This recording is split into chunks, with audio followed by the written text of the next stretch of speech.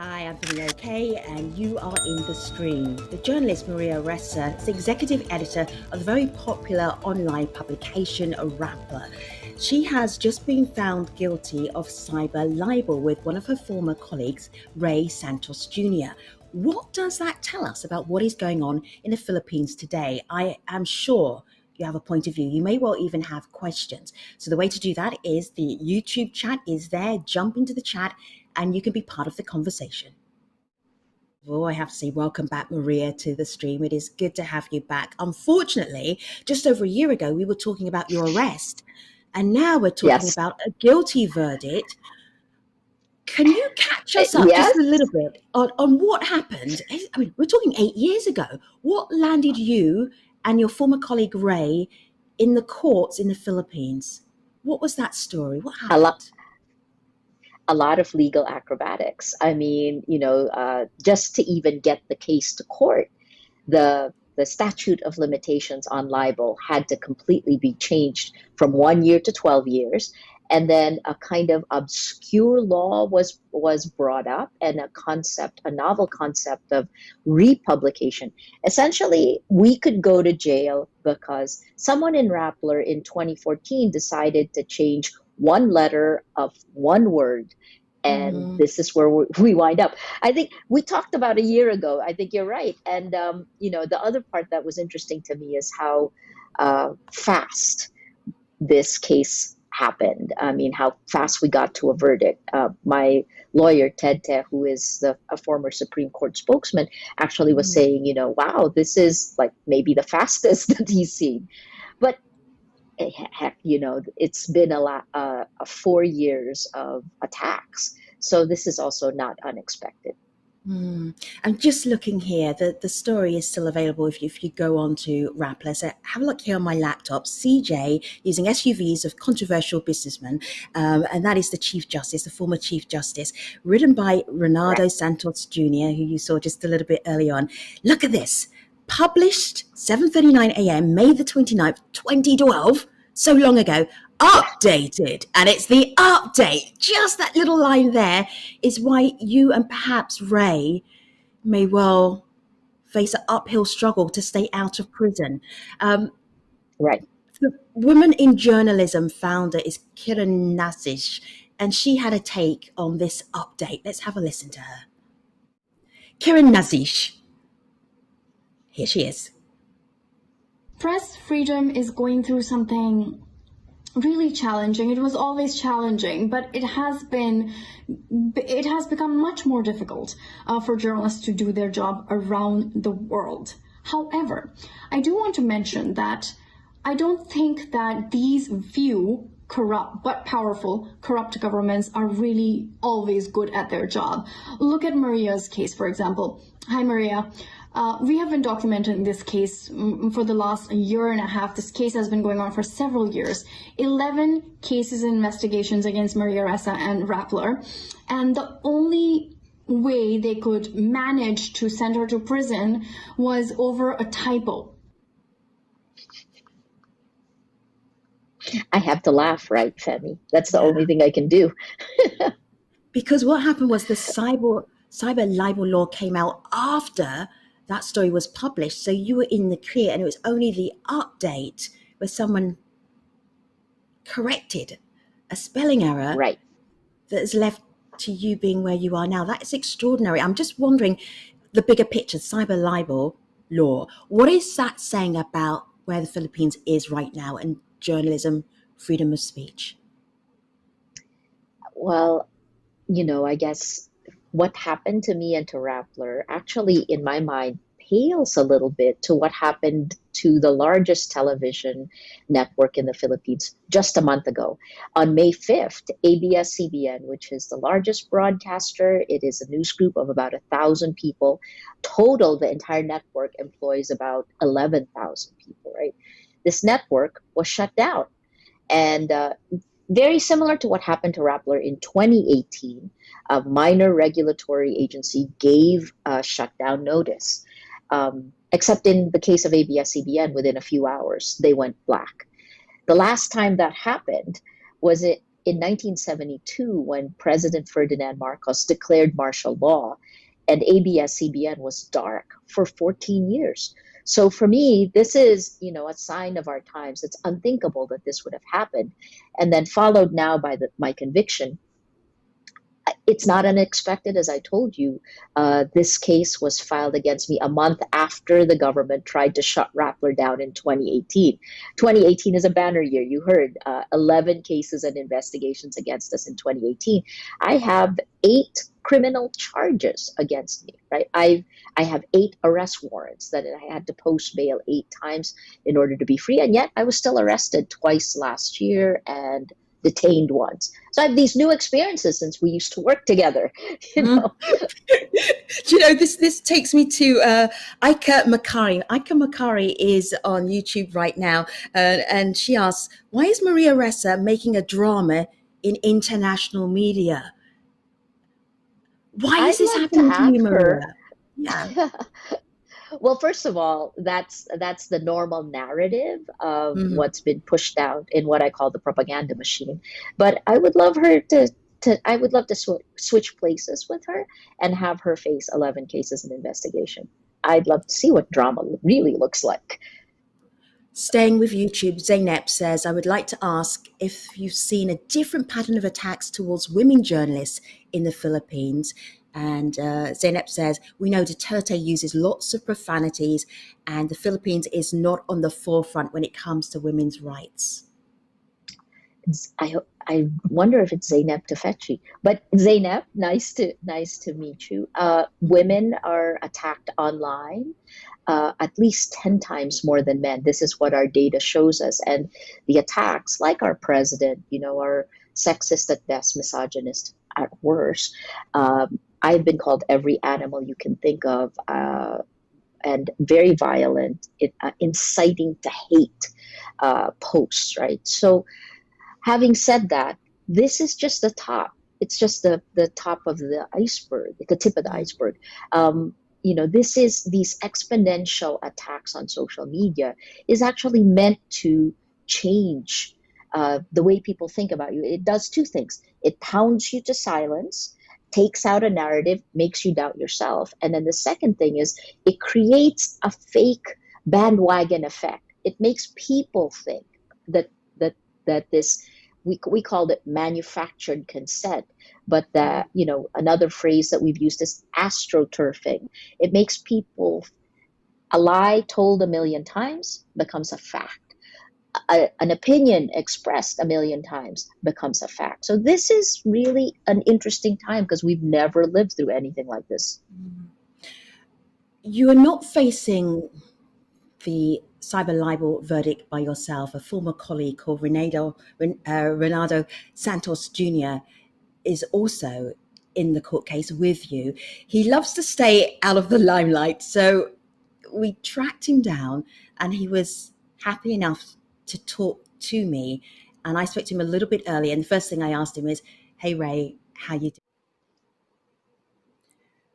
Maria, Ray says he's scared. He doesn't know what's going to happen next, and he's very fearful. How are you handling the uncertainty?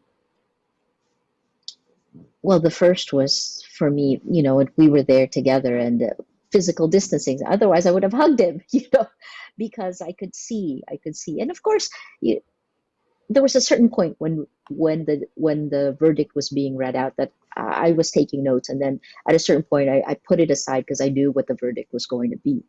Um, how do you handle this? I feel like it's not just me and Ray and Rappler on trial. The justice system is on trial, right? The legal acrobatics to actually get this case to court, which were never really discussed in the verdict, and to convict us. You even if you say that you are guilty of something, you would also have proportionality in terms of giving it six. It's I wasn't actually describing it this way, but when I started reading what everyone wrote, Kafkaesque is actually not even the right word. Unbelievable. It takes us to a whole other dimension where I don't know what rule of law means. But having said that, it is also a great challenge to us because think about it like this. Our Constitution is very clear on freedom of the press, on the rights of Filipinos under the Bill of Rights, right? And yet here it is in practice, pushing us, abusing our rights. So how do you respond to that? Do you give in, give up, accept the abuse? That seems to be what they want. And then when you look at it in totality, the number of cases, putting me in jail for a night, um, I'm shocked. It's not the Philippines that I know. It's not Then scary for me as much as it is, it makes me angry. yeah. In fact, when I talked to you earlier this week and I said, would you be on the stream again? Maria just said, yes, all caps. I'm so angry. Maria, this isn't just about you, though. Danila Arau is the editor of Media Asia. He spoke to us earlier, and this is what he told us.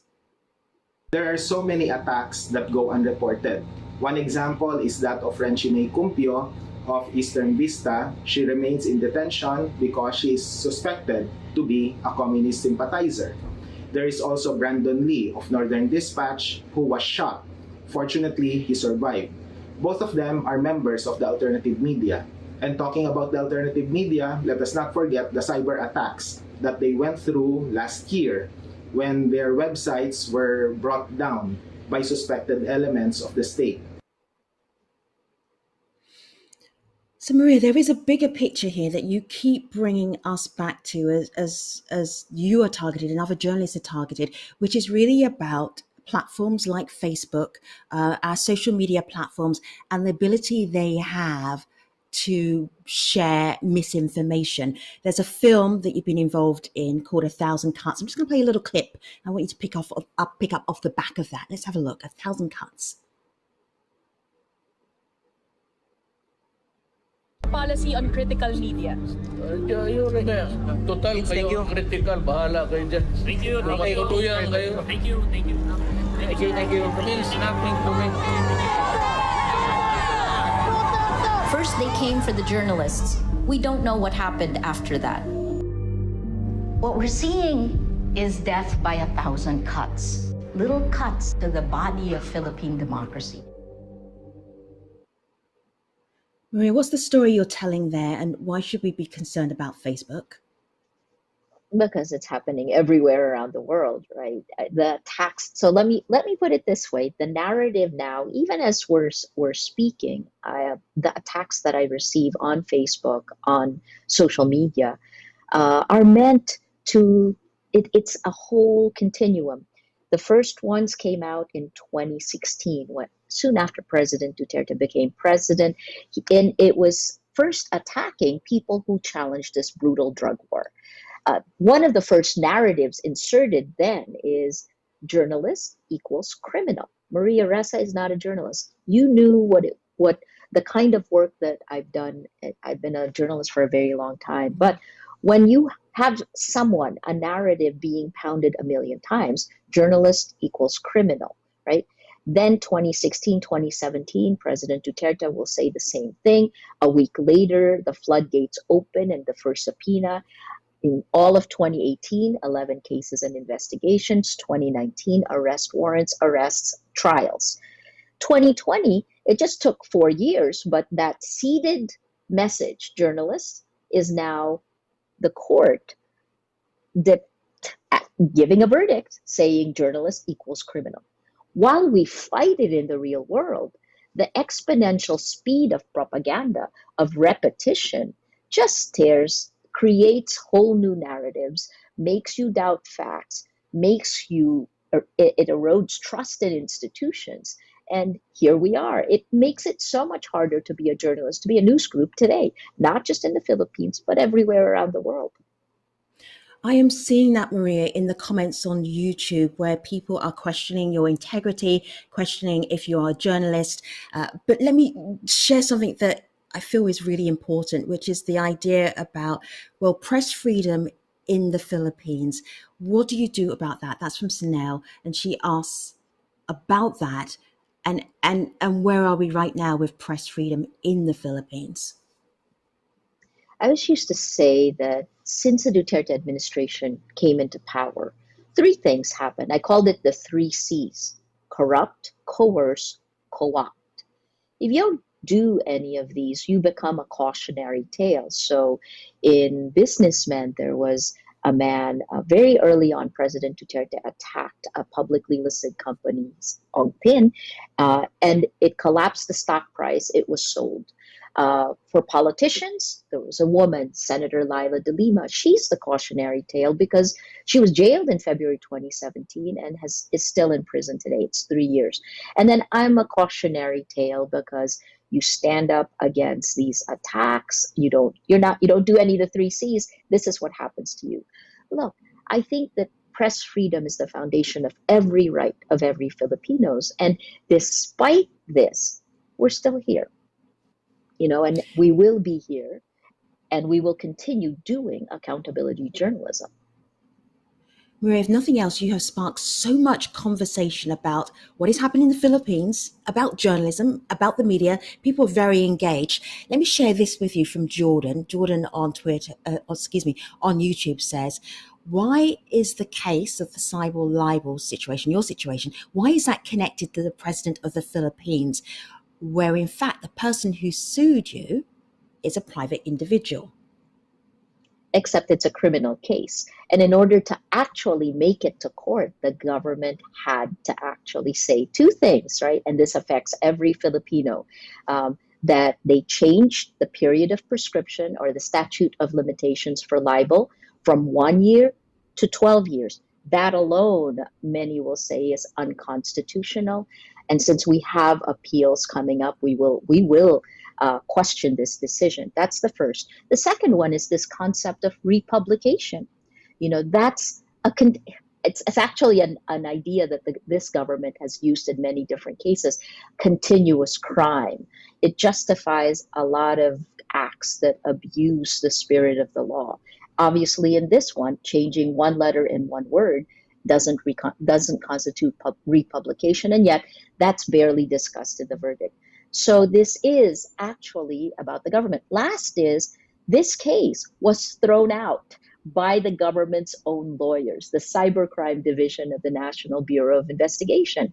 And miraculously, a week or so later, it pops up again and the Department of Justice pushes it through. You just named two narratives that are part of the propaganda machine. I suggest you read other media.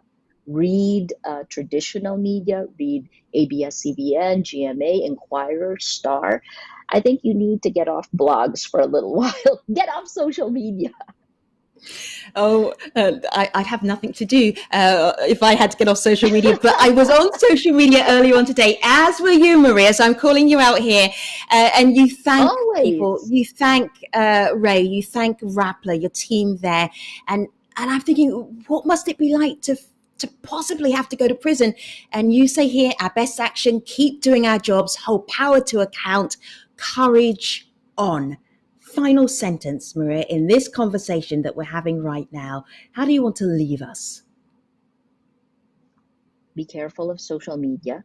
It is a behavioral modification system, and much as we're there, you have to be aware. And the second is, we are living at times when we are going to have to defend our democracies. This generation will have to create its own democracy with social media.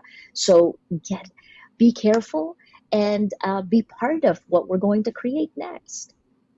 Maria Ressa, thank you for sharing your story. Thank you for the update.